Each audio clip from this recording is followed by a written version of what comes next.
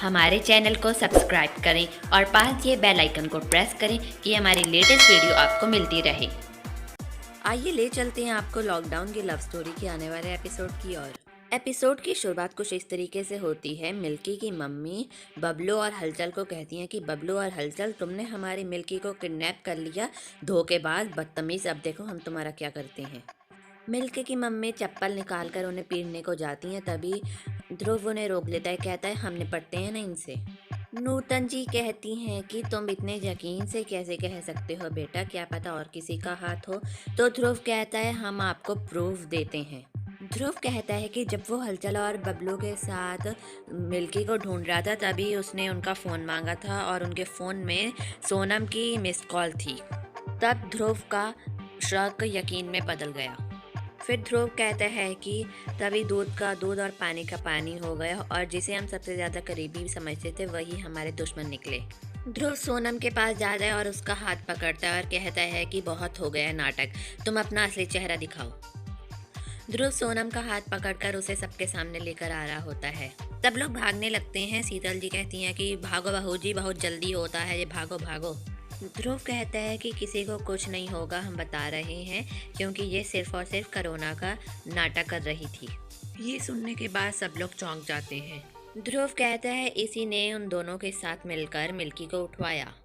ये सुनने के बाद भी सब लोग बहुत चौंक जाते हैं।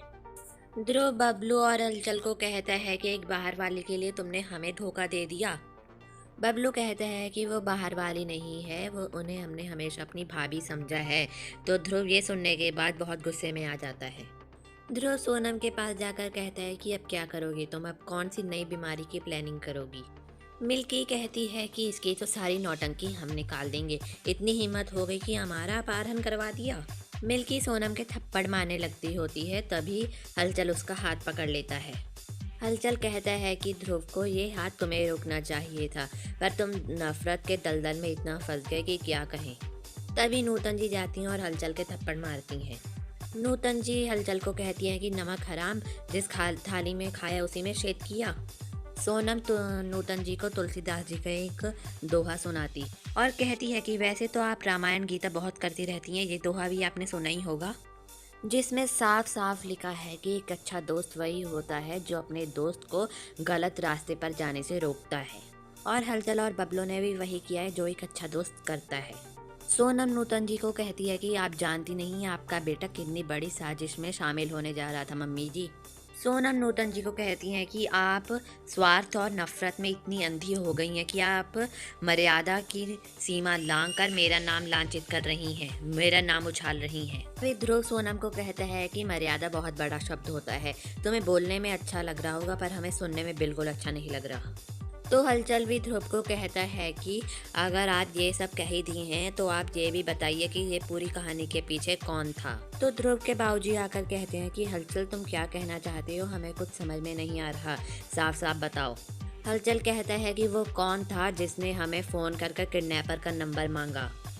हलचल ये भी कहता है कि वो कौन था जिसने हमें यहाँ बक्सा लेकर आने के लिए कहा। हलचल कहता है कि किसने की प्लानिंग और किसने की शुरुआत। हलचल कहते हैं कि आज तो सच सामने आना ही चाहिए कि वो किडनैपर और कोई नहीं ध्रुव है। हलचल कहता है कि ये तो सोनम जी को किडनैप कराना चाहते थे, वो तो गलती से मिलके किडनैप हो गई। ध्रुव के बाबूजी ध्रुव के पास जाकर कहते हैं कि बेटा बोल दो ये सब झूठ है और हम इतना नीचे नहीं गिर सकते। पहले ध्रुव कुछ नहीं बोलता तो ध्रुव के बाबूजी कहते हैं कि हलचल क्या सच बोल रहा है। तो ध्रुव कहता है कि हाँ बाबूजी। फिर ध्रुव सोनम के पास जाकर कह जाए कि सबने जान लिया कि हम गिरे हुए हैं और सोनम की भी पोल खुल गई, तो सोनम तुम निकलो इस घर से बाहर।